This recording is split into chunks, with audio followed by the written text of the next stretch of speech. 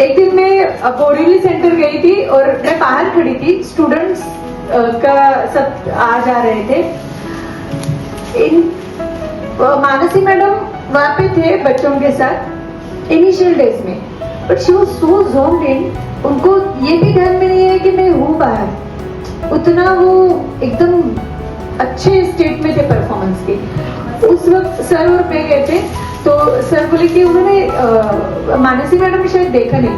मैंने कहा वो नहीं देख पाएंगे, या फिर देखा भी होगा ना, still she is in the different Joan, क्योंकि पता है पीपीटी में हमने क्या काम किए है।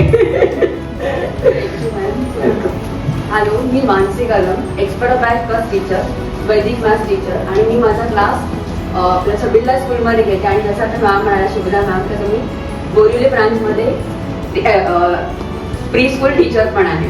माझी जर्नी पण अशी कार्तिकी मिस सारखीच या इथनं सुरू झाली आहे. आधी मी नॉन टीचिंग बॅकग्राऊंडमध्ये कॉर्पोरेटमध्ये मी फायनान्स डिपार्टमेंटमध्ये होते, पण नंतर हळूहळू मी माझी जर्नी अबॅकस क्लास म्हणून चालू केली. पण तिथे पण मला खूप हर्डल्स आले.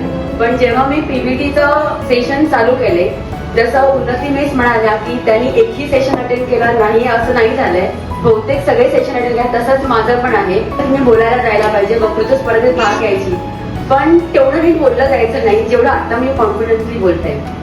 मला अजून आठवतंय, मी माझ्या लहान मुलाला शिवाजी पार्कला समर्थ राम मंदिरमध्ये घेऊन जात होते. त्यांचं 7 दिवसाचं मे महिन्याचं शिबिर होतं आणि तिथे आमचा शेवटचा म्हणजे फॅसिलेशनचा डे होता.